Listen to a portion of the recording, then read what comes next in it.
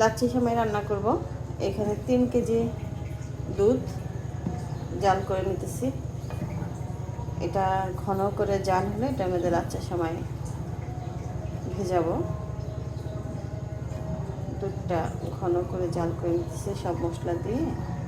গরুর দুধ, ফ্রেশ গরুর দুধ।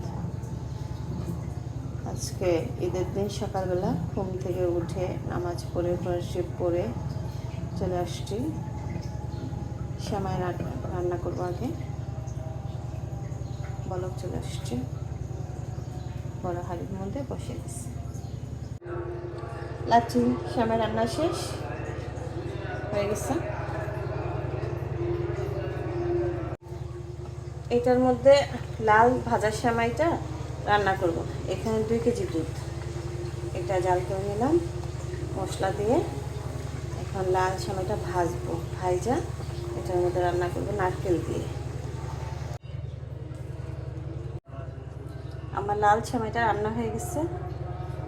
ভেজে নারকেল, দুধ, কিশমিশ, বাদাম সব কিছু দিয়ে রান্না করে ফেলছি। এটা আলাদা রান্না করলাম, হয়ে গেছে।